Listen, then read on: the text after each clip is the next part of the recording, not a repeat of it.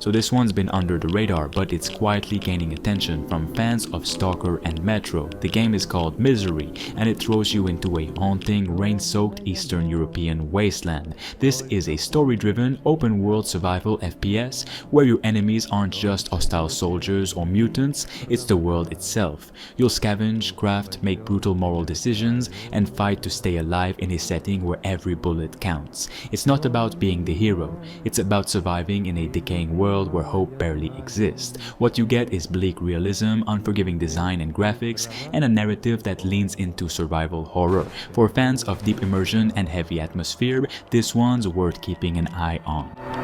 Как я люблю глубину твоих ласковых глаз, как я хочу к ним прижаться теперь губами. Темная ночь разделяет любимая нас, и тревожная черная степь пролегла между нами. Верю в тебя, дорогую подругу мою, эта вера от пули меня темной ночью хранила.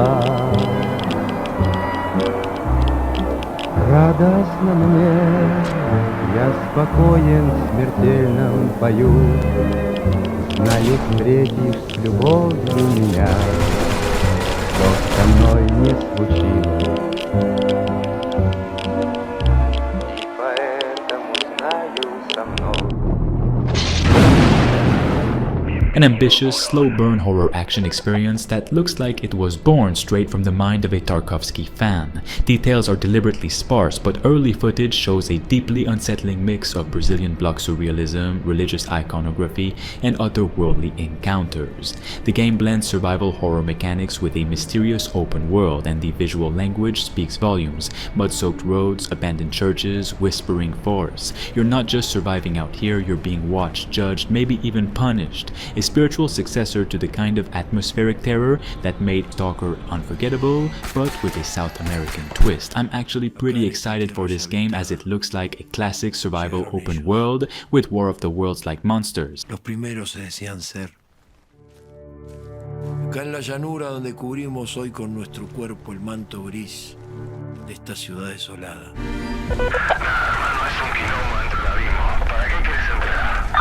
Y con más fuerza que nunca lucharon para mantener sus raíces, sus creencias.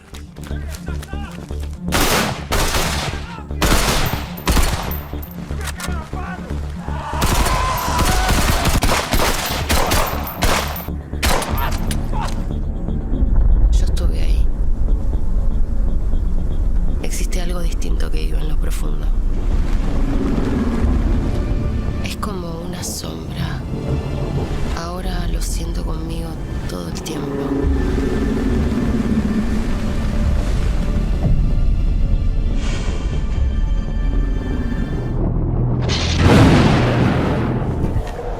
The return of Metro has been a long time coming, but all the leaks and whispers coming out of 4A Games point to a comeback that could very well be the best chapter in the franchise if they actually stick to their roots and give us a dark, gritty Metro experience like it's rumored to. While we're still waiting for the official reveal, it's clear that this new game will be different from the ones we've played before, and that's not necessarily a bad thing.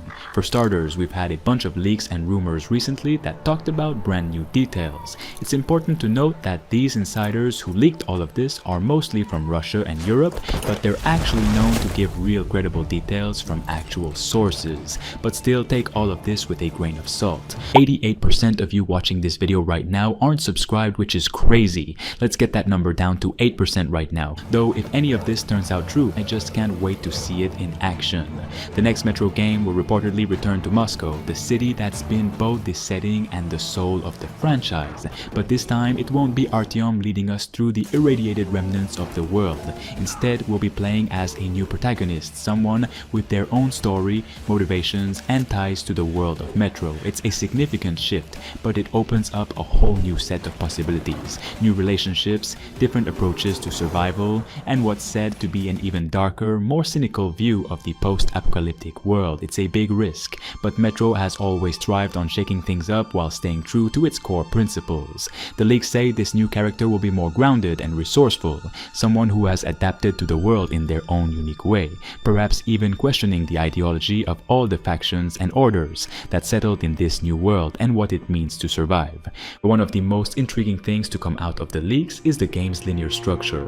After the expansive open world feel of Metro Exodus, many fans were hoping for an even larger map, but 4A has reportedly abandoned that idea, saying that making a true open world Metro was simply too ambitious from a technical perspective, and they wanted to focus on a smaller world to add all the details and fun possible. This one's had a long development trail, but it's shaping up into a unique blend of MMO mechanics and Stalker-style world building. Set on a Soviet-style post-apocalyptic island full of anomalies and mutated creatures, Pioner is part shooter, part survival game, and part immersive online world. It offers PvE and PvP zones, faction warfare, deep lore, and real-time weather cycles. Unlike traditional survival shooters, it leans into RPG systems, complex quests, and environmental storytelling. If you're into atmospheric exploration with the option to team up or go it alone, Pioner is something to watch.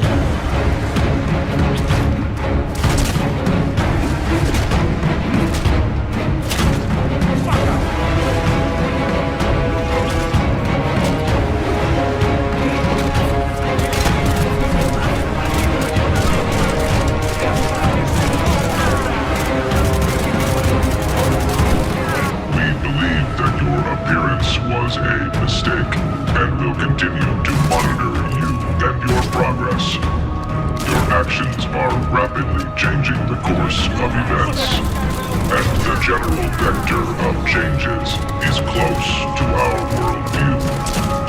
But here everything is strange. Our informant is weird. Our enemies are weird. The same goes for you too.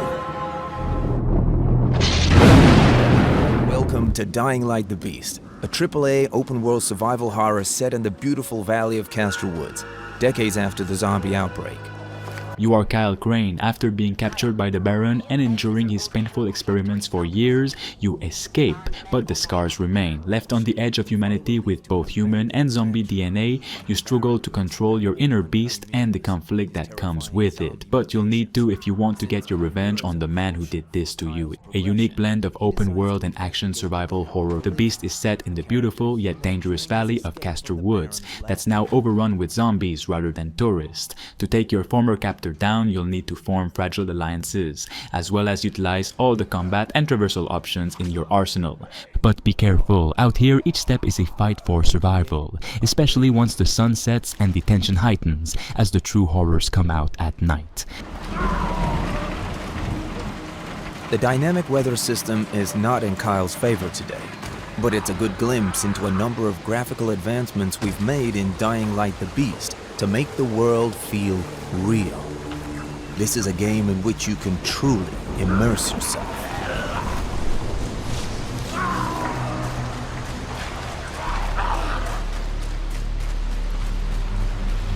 The Beast is a proper open-world game, so it's full of dynamic emergent moments like this. Here, a group of raiders is pillaging some good loot. Let's see if they found something interesting.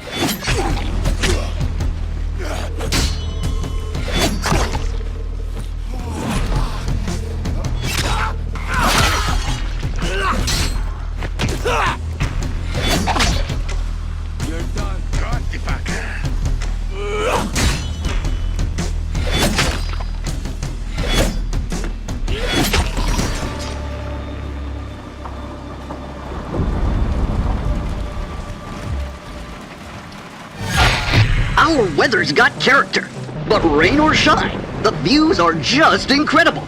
Big vistas, tiny details, you'll love it all. We offer a chance to reconnect with pristine nature, or diverse local wildlife. And in our charming town, everyone knows everyone.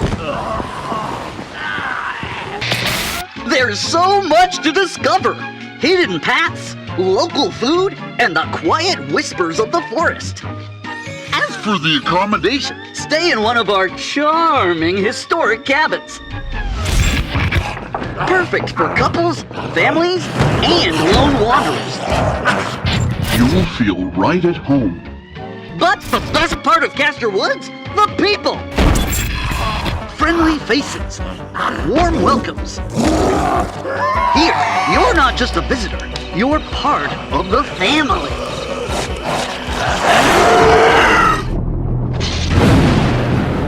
M.I.N.S.K is a third-person survival horror adventure set in a dark, post-apocalyptic world. You control an android created by a lone engineer struggling to survive. The cities are shrouded in toxic fog, and the last remnants of civilization hide in the towering ruins above. But when the android encounters another robot, controlled by a biologist searching for answers, their connection sparks something deeper than just survival. Now they share a common goal: to reunite in the real world and uncover the truth behind the devastation. But between them stand treacherous landscapes, hostile machines, and ruthless scavengers who will do anything to take what little remains.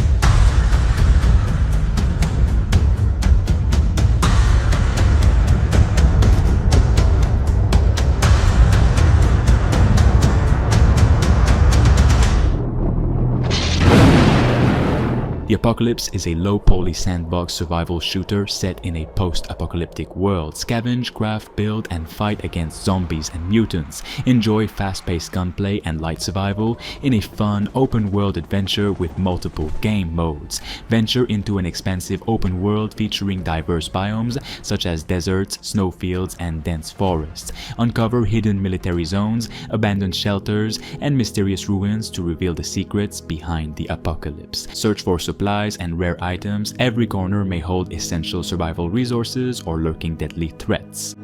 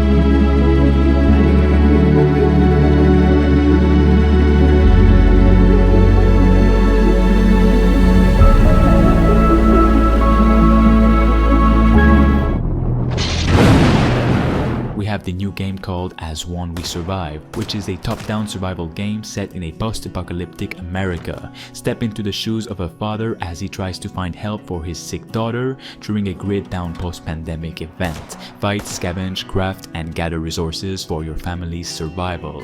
Using a unique blend of survival and colony management mechanics, you will have to form a community both to survive and find help for your daughter. Build and manage your community, protect your people from danger, and make tough decisions that will determine the fate of your group in a harsh and unforgiving world.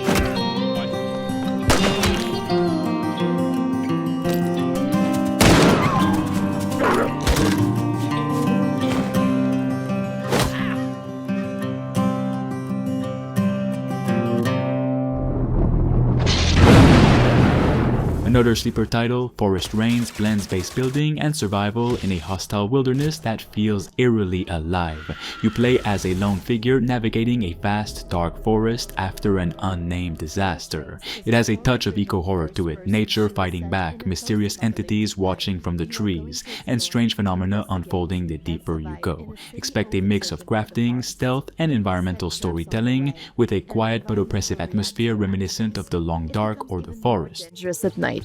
Also, some areas require special equipment. In the game design, we focus on playthrough variability and the player's freedom of choice.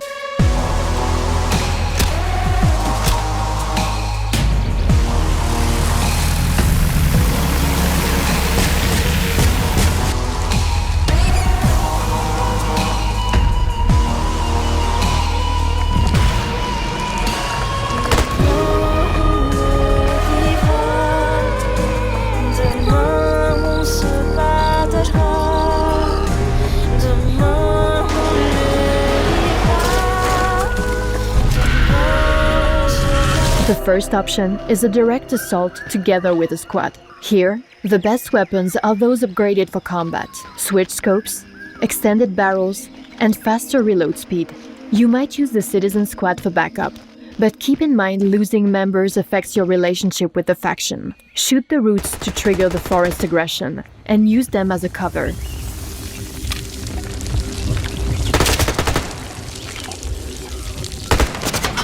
The enemy was hiding behind the root cover, so we fired up an exploding blister to force them out. The path is blocked by blade grass, cutting anything that moves. A tourniquet helps. The NQA has also closed the gates, but with challenges, new opportunities arise too. While exploring the street, you spot a way over the fence, but you can't simply jump there. Let's see how this rattlefern can help. You also can harvest a special nature-infused grenade from it, but after that, it grabs you and lifts you up. But if you hesitate, it'll explode. Voila! You use the plant as a springboard to the wall. Rooted is growing and evolving smoothly. Rooted is a grounded, realistic, post-apocalyptic survival sim, set decades after a global collapse. What's compelling about it is its slow pace. You're not constantly running from monsters, but instead rebuilding, restoring, and scavenging. It has detailed crafting systems, modular base construction, and a real focus on nature reclaiming the world. Think I Am Legend, but without the vampires. Just the eerie quiet of a world that moved on without you. The devs are promising deep co-op integration and advanced AI behavior with tons of different towns, forests, and cities to explore. It's been quietly in the works for a long while now, and every time there's a new update, it just looks even better and better. Have banded together and organized themselves to survive, so definitely action will come. This expansion reflects our commitment to rich and scalable gameplay, offering players not only a vast open world, but also deep, lore-driven immersion. We've also added some exciting survival gameplay features. First, brilliant craft. You can now build anything from a small survival cabin to an expensive camp if you know how to handle an axe. The building system allows you to create structures, furniture with storage elements, and resource transport tools. Additionally, we've included 4 exclusive garden furniture items for our funders as a special thank you. So, thank you! You get also survival essentials like campfires and an entire water collection and treatment system. And finally, there's a first gameplay module, but I won't reveal more about it just yet. Stay tuned! Next, infection mechanics. This adds intensity and realism to survival. Infection dynamics force you to balance exploration and safety, as every encounter with the infected carries risks. Managing infection becomes a crucial part of the survival loop, requiring attention to resources and cures. And finally, weather system. The weather in Rooted is dynamic and immersive. Using UDS technology, we've enhanced it with detailed management systems that impact players and the environment.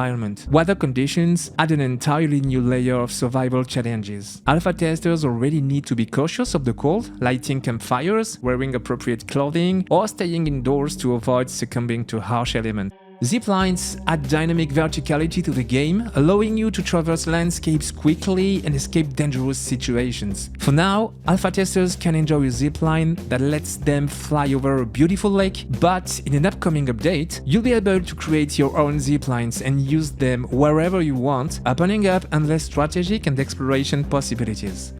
Drones act as a valuable tool for reconnaissance, enabling you to scout ahead, plan your route, and locate resources or threats. They add a layer of tactical gameplay to survival. Additionally, the drone system will be reworked in the future to ensure better performance on less powerful PC. Physical carts and forklifts bring a sense of realism and utility, letting you transport heavy resources or supplies across the world. Forklifts even add a unique touch to industrial areas and logistical challenges. This one's for the thoughtful survivor. Originally a Doom 2 Total conversion, Total Chaos has now been reborn as a standalone Steam release, and it's one of the most visually intense indie horror shooters you'll find. It's survival horror with a gritty, slow-paced rhythm, limited ammo, deadly enemies, and an incredibly grim world. Set in a concrete hellscape filled with decayed buildings and flesh-ridden enemies, Total Chaos mixes exploration and puzzle solving with sheer dread. You're always on edge. It feels like a nightmarish blend of Silent Hill and Stalker, only with more decay and less hope.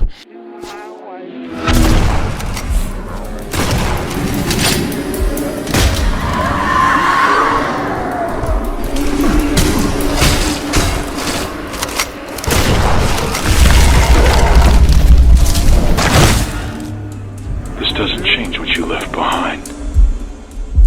The pain, the voices, every choice you've made. Strange how fragile truth becomes here. Stranger still how much you trusted. Here you are, dragging yourself deeper. I'll be waiting for you, down in the mines. We'll confront the source of all this suffering. And maybe, buried beneath it all, lies an answer.